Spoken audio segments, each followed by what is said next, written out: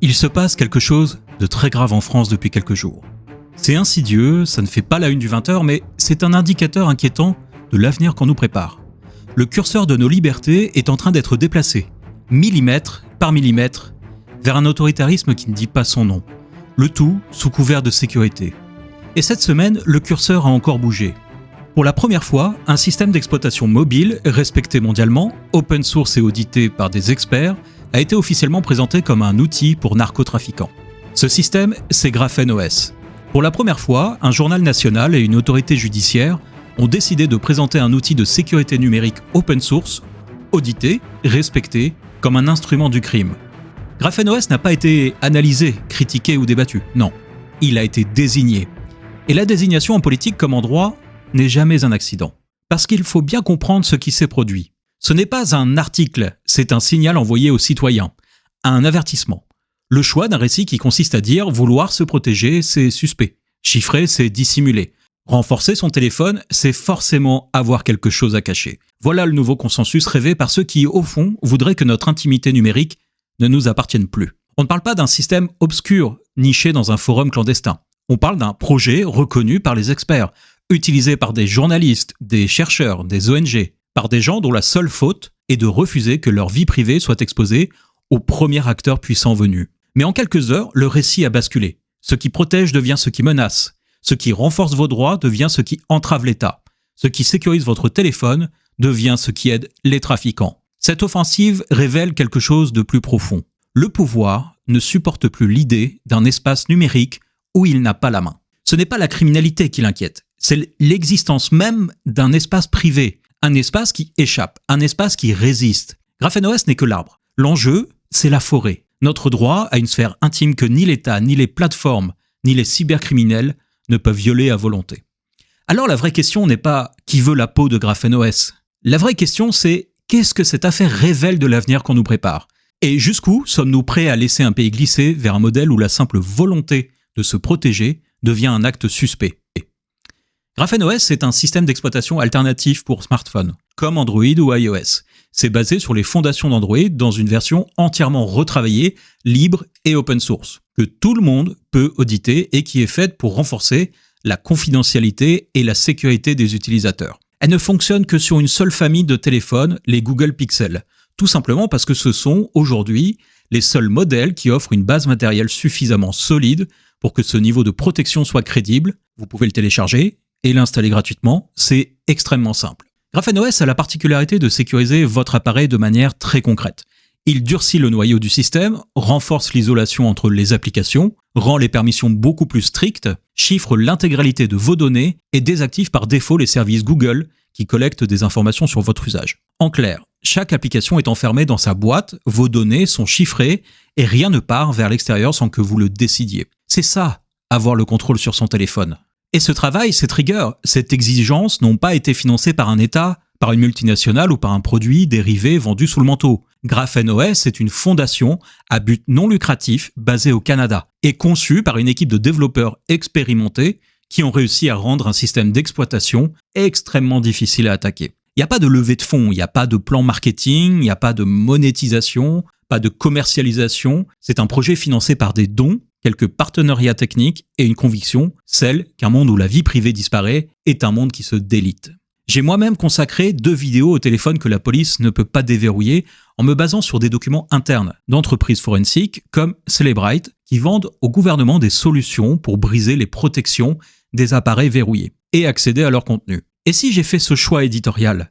C'est parce que seules les agences gouvernementales ont les moyens de s'offrir les dernières technologies de pointe visant à briser les sécurités d'un téléphone. C'est donc un indicateur précieux pour comprendre la fiabilité et la résistance d'un système d'exploitation face à toutes les menaces et sans distinction. Et aujourd'hui, un point dérange visiblement. Parmi les appareils grand public, les Google Pixel équipés de GrapheneOS font partie des seuls à opposer de façon systématique et reproductible une réelle résistance aux tentatives d'ouverture forcée. Ce n'est pas une anomalie, c'est ce qui devrait être la norme. Et c'est précisément ce que certains essaient de faire passer pour une menace. Alors, toute cette histoire est partie du premier article de Julien Constant dans Le Parisien, dont le but n'était pas d'informer, mais de mettre en scène avec un titre qui en dit déjà long. La botte secrète des narcotrafiquants. Le message du gouvernement relayé par Le Parisien est « GraphenOS n'est pas un outil technologique, c'est une menace. C'est pas un système d'exploitation, mais c'est un symbole de la criminalité qui cherche sans cesse à échapper à la justice. » Et cette rhétorique est vieille comme le monde. On choisit un groupe, ici les narcotrafiquants, on l'associe à une technologie et on laisse le public faire le reste du chemin mental. Et c'est efficace, c'est sensationnaliste et surtout c'est intellectuellement malhonnête. D'autant plus que le journaliste prend appui sur une note de renseignement du 7 novembre 2025, confidentielle, mais qui est communiquée aux Parisiens, et émanant de la police judiciaire qui se lamente sur l'incapacité des forces de l'ordre à accéder au contenu des téléphones sous GraphenOS. Et je vous le dis, une note de renseignement de la police judiciaire, c'est au renseignement ce que McDonald's est à la gastronomie française. Dans l'article du Parisien, on apprend qu'un mis en cause dans une affaire de stupéfiants, un certain Omar, aurait été interpellé avec un pixel sous GraphenOS et que lorsque les enquêteurs ont tenté d'exploiter le téléphone, celui-ci se serait mystérieusement réinitialisé et effaçant toutes ses données. Mystérieusement. Comme si le téléphone avait agi par lui-même. Alors, il s'est rien passé de magique, il n'y a rien de surnaturel dans tout ça, c'est simplement ce qu'on appelle un code de contrainte. Un second code distinct du code de déverrouillage classique qui efface les données lorsqu'elles sont saisies sous la menace ou dans une situation de coercition. Ce mécanisme n'est pas un gadget pour trafiquants. C'est un outil de protection pensé pour faire face à une agression,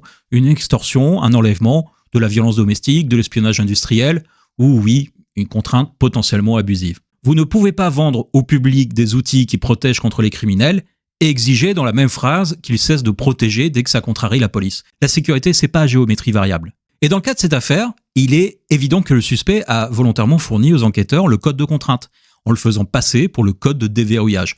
C'est lui qui a déclenché la suppression. C'est pas GraphenOS, c'est pas un virus, c'est pas un faux Snapchat. C'est lui, point, c'est tout.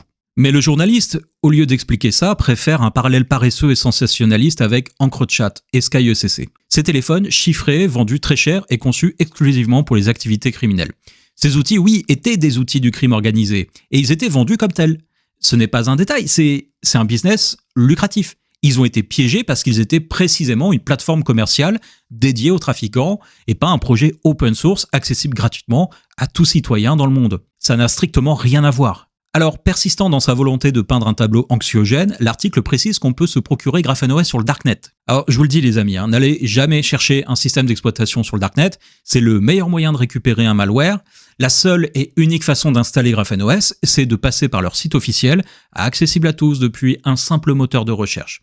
Alors dire qu'on le trouve sur le Darknet, oui, ça rajoute du sensationnalisme, ça fait peur à Madame Michu, mais c'est factuellement ridicule. Vous n'y trouverez que des copies modifiées par on ne sait qui, et personne, absolument personne de sensé, de sérieux dans la cybersécurité ne va chercher GraphenOS sur le terrible Darknet entre deux organes et une Kalachnikov. Alors bien lancé, Julien Constant nous explique que le logiciel peut afficher une fausse page Snapchat pour tromper les enquêteurs pendant qu'ils s'effacent. D'un point de vue technique, cette phrase, c'est un non-sens absolu. Il n'existe aucune fonctionnalité native de ce genre sur la version officielle de GraphenOS. Mais comme c'est un logiciel libre, n'importe qui peut le modifier et créer sa propre version exotique, mais attribuer ces modifications au projet officiel, c'est de la désinformation pure et simple. Et pour en finir avec ce papier qui n'est absolument pas dans la nuance, vous l'avez parfaitement compris, l'article cite une source policière anonyme qui affirme que la présence de ce système sur un mobile est un indicateur clair de sophistication et d'intention de dissimulation. Il n'y a aucune intention de dissimulation là-dedans. Il y a juste un enquêteur contrarié parce qu'il a un outil qui résiste à ces méthodes. C'est d'autant plus hypocrite que les derniers iPhones parfaitement grand public posent des problèmes similaires aux enquêteurs grâce à leur gestion du chiffrement et pourtant personne ne dit qu'acheter un iPhone est un acte de dissimulation criminelle. Ah bah oui, d'un coup on est un peu plus frileux à attaquer Apple plutôt qu'un petit projet open source canadien.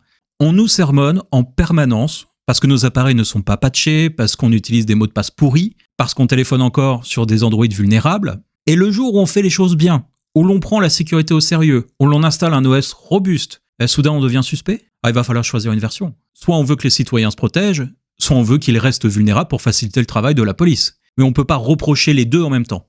GraphenOS, probablement lassé par tant d'amalgame, a répondu très justement « Les criminels utilisent aussi des voitures rapides, des couteaux et de l'argent liquide. Ce sont des outils utilisés par tout le monde. Pourtant, on n'interdit pas la vente de couteaux de cuisine sous prétexte qu'ils peuvent servir à autre chose qu'à couper des tomates. » Bon, visiblement, le premier article n'a pas suffi.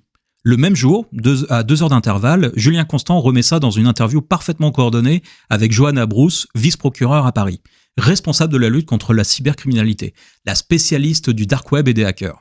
Alors on pourrait s'attendre à une expertise pointue, mais on peut lire à propos des téléphones sous GrapheneOS, ces engins protègent les communications et ne partagent pas les données sur les serveurs. Bon allez, pause, on respire. GrapheneOS, c'est un système d'exploitation, c'est pas une application de messagerie. On respire encore, je répète, c'est un système d'exploitation, ce n'est pas une messagerie. Quand vous utilisez votre téléphone, vos données ne partent pas sur les serveurs de GrapheneOS tout simplement parce qu'il n'y en a pas. Vos données restent sur votre téléphone. Et on va faire plus simple pour les derniers au fond de la classe. Vous avez un téléphone sous Android, vous ouvrez le Parisien si vous en avez envie. Que se passe-t-il ? Votre application contacte les serveurs du Parisien pour afficher l'article sur votre téléphone. L'OS, lui, ne stocke rien sur ses propres serveurs parce que ça n'existe pas. La magistrate précise ensuite qu'elle reconnaît une certaine légitimité à vouloir protéger ces échanges, avant d'ajouter une menace. Mais ça ne nous empêchera pas de poursuivre les éditeurs si des liens sont découverts avec une organisation criminelle ou qu'ils ne coopèrent pas. Le mot est lâché, coopérer. Dans la bouche d'un magistrat, face à un outil de chiffrement, coopérer, ça veut dire donner les clés. Ça veut dire installer une porte dérobée. C'est exiger de casser la sécurité du système pour tout le monde. Rendre vulnérable 400 000 utilisateurs parce qu'une poignée de criminels utilise les mêmes outils qu'eux. Et elle conclut par une phrase qui résonne comme un défi. Rien n'est inviolable. Alors c'est assez ironique de finir là-dessus. Parce que si rien n'était inviolable, Madame la procureure, vous ne seriez pas en train de vous plaindre dans la presse que vous n'arrivez pas à accéder au contenu de ces téléphones. La réaction ne se fait pas attendre. Pendant que le Parisien et la vice-procureure déroulent tranquillement leur récit anxiogène, GrapheneOS de son côté encaisse, puis explose littéralement. D'ordinaire, c'est un projet assez austère, presque froid dans sa communication, mais là le ton change brutalement. Sur les réseaux sociaux, l'équipe balance une série de messages qui ne laissent aucun doute sur ce qu'ils pensent de la tournure des événements. Je vous cite leurs mots, pas la version édulcorée. Ils parlent d'un pays de plus en plus autoritaire, où les forces de l'ordre fascistes propagent des allégations scandaleuses et mensongères au sujet des projets open source. Pour eux, il ne s'agit pas d'un simple article raté ou d'une maladresse. Ils y voient une offensive politique contre le chiffrement, un tournant assumé vers un modèle de surveillance où l'État ne supporte plus que des outils efficaces lui résistent. Ils ne se contentent pas non plus de mots, ils agissent, très vite. GrapheneOS annonce qu'il coupe tout ce qui, de près ou de loin, dépend de la juridiction française. Nous n'avons plus aucun serveur actif en France, écrivent-ils. C'est immédiat. Les serveurs hébergés chez OVH qui supportaient leur miroir de téléchargement et une partie de l'infra communautaire sont débranchés. Dans la logique, c'est simple. Tant qu'une partie de leurs infrastructures dépend du droit français, il y a un risque. Dans la foulée, OVH rétorque qu'il ne s'est rien passé, qu'aucune réquisition n'a eu lieu. Mais GrapheneOS ne parle pas du passé, il parle du risque. OVH est une société française, donc soumise au droit français, y compris pour ses data centers à l'étranger. Et tant qu'une brique de leur architecture dépend de cette juridiction, il y a une possibilité d'accès direct comme dans EncroChat. Alors ils font ce que ferait n'importe quelle personne ciblée publiquement par un magistrat, ils coupent avant que ça n'arrive. Ils vont également changer toutes leurs clés cryptographiques et conseillent à leurs développeurs d'éviter physiquement la France. Quand vous êtes un ingénieur en sécurité, un mainteneur open source, un développeur, et que vous lisez dans la presse qu'une vice-procureure se réserve le droit de poursuivre les éditeurs qui ne coopèrent pas avec la justice, vous commencez à réfléchir à l'endroit où vous avez envie de poser les pieds. Eux ont tranché. La France n'est plus un pays où ils se sentent en sécurité. Au passage, ils règlent leur compte avec ce qu'ils appellent les faux OS de confidentialité français. Ils citent nommément EOS, donc le projet Morena, et YodeOS qu'ils accusent de vendre des systèmes à confidentialité extraordinairement pauvre, en retard de patch, incitant à déverrouiller le bootloader et exposant les utilisateurs tout en se parant du discours privacy. Il rappelle au passage que ces projets ont touché des financements publics, tandis que eux, projets bénévoles, se retrouvent cloués au pilori. Dans plusieurs messages, ils formulent clairement « La France n'est plus un pays sûr pour les projets open source axés sur la vie privée ». Et c'est vertigineux quand on y pense. Parce qu'un des systèmes d'exploitation mobile les plus respectés au monde, recommandé par des figures comme Edward Snowden, utilisé par des ONG, des journalistes, des défenseurs des droits humains, classe officiellement la France dans la catégorie des juridictions hostiles. Pas simplement un désaccord profond, hostile. Et au milieu de tout ça, la France envoie d'autres signaux totalement contradictoires. D'un côté, selon GrapheneOS lui-même, l'ANSI, l'Agence nationale de cybersécurité française, a activement utilisé le système, audité son code, remonté des bugs très pointus et proposé des protections à intégrer.